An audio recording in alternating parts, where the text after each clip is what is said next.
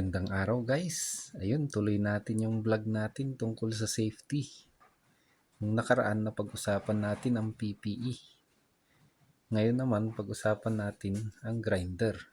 Kasi ito, isa to sa hindi nawawala pagka nagwe-welding kayo. So ang kon natin dito sa video na to, maibahagi lang ang konting kaalaman natin tungkol sa grinder at saka sa safety. So, bago tayo gumamit nito, siguraduhin natin na alam natin kung paano gamitin. Ganon din sa ibang power tools. Dapat basahin natin muna yung instruction manual. Hindi yung bibili tayo ng grinder, kunin yung grinder, tatapon na yung karton. So, importante yung mga accessories din nito. Kagaya nitong blade guard, tsaka itong handle. So, para sa akin, mas maganda na lang na meron yung handle niya tsaka itong blade guard. Kasi marami ring video na lumalabas sa net na walang blade guard, walang handle, tapos naggra-grind sila. Pag minsan wala ring safety lens. Ito, importante rin yan pag naggra-grind kayo. Kasi pwedeng matalsikan yung mata nyo dyan pagka syempre mahal ang gastos nun. Pupunta kayo sa espesyalista. Mga nasa 1,000 siguro yun. Depende kung magkano singil nila. Kung pribadong ospital o pribadong clinic, ayun, sigurado mahal yan. So, speaking of lens, okay na to yung lens. Pero kung meron kayong face shield, kagaya nito, mas maganda. Kasi hindi kayo matatalsikan ng spark. Mas lalo na kung meron tong blade guard. Kasi pwede nyong i-ano to kung saan pupunta yung spark nyan. Ito madali lang. Pwede nyo siyang i-adjust kung saan nyo gusto pumunta yung spark.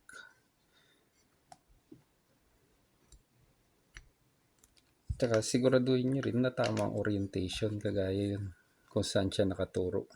Kung pababa ang turo nyan, dun pupunta ang spark natin. Tsaka napaka-importante itong blade guard kasi kagaya nito, malapit sa blade yung switch. Pwedeng hindi nyo napansin, pwedeng magayat yung kamay nyo dito.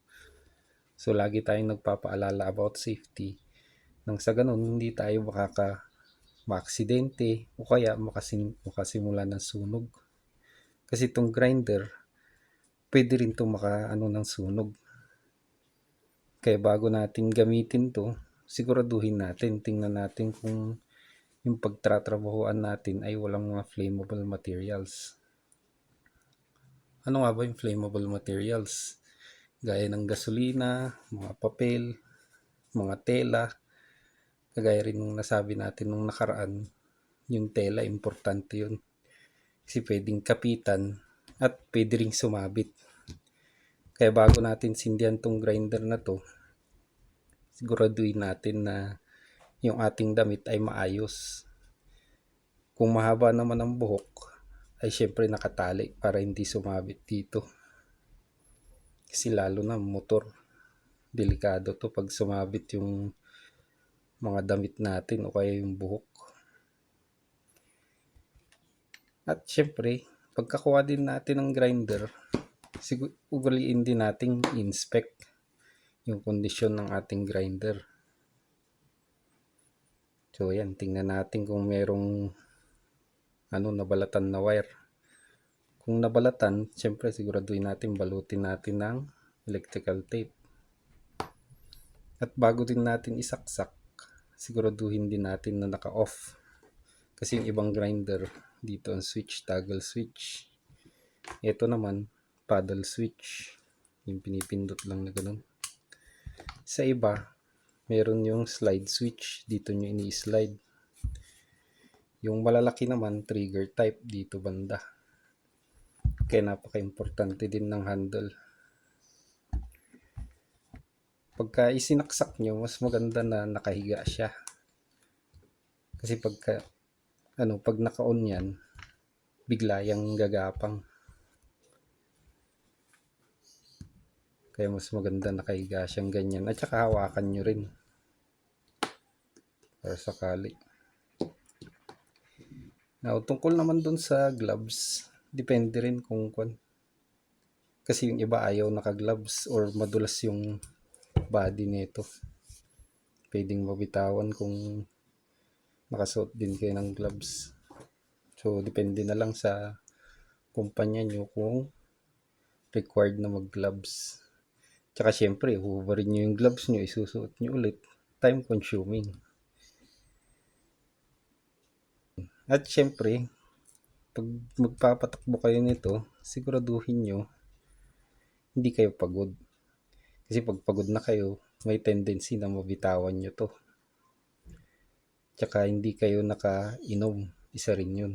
Pag lasing kayo, kayong inaantok. So wag tayong nag-ooperate ng ganito kung naka-drugs din, yung na drugs. Kasi pwedeng maaksidente kayo dyan, maputulang kayo ng daliri, o kaya mabitawan nyo at tumama sa paa nyo. Dapat lagi nating tinatandaan ang safety. So yun, hindi tayo magsasawang magpaalala sa safety. At gaya nga ng sabi ko kanina, pwede rin tong ng apoy, kapag simula ng apoy. Kasi di ba yung kislap nito o yung sparks niya lumilipad, hindi natin napapansin, pumunta na pala dun sa flammable material. Gaya ng dahon o kaya yung mga tela, papel. Kaya gasolina, nag-grind ka meron palang gasolina dyan. At ganun din sa welding, siguraduhin natin na walang flammable material gaya ng mga foam. Kasi marami nang napabalita na nasunog dahil hindi na inspect. Meron palang imbakan ng tela lalo na sa mga repairs natin. Pag nagre-repair tayo, tingnan natin na hindi naman masusunog. Meron palang soundproofing na foam, ganun. Pwedeng kapitan ng apoy yun. Hindi natin napapansin dahil nakamas tayo. Yung pala nasunog na. At syempre meron tayong bonus content. Kung sakaling maliit pa lang yung apoy at pwedeng maagapan kasi hindi naman maiwasan yun. Pag minsan, pag naging clumsy tayo, kung sakaling maliit pa yung apoy at kaya pa naman, igamit tayo ng extinguisher. Ito yung bonus content natin. Pakita lang natin kung paano ng extinguisher. So pagka aalisin natin tong pin. Tsaka natin itututok to sa may apoy. Tapos pagka naitutok na, saka natin pipisilin ito.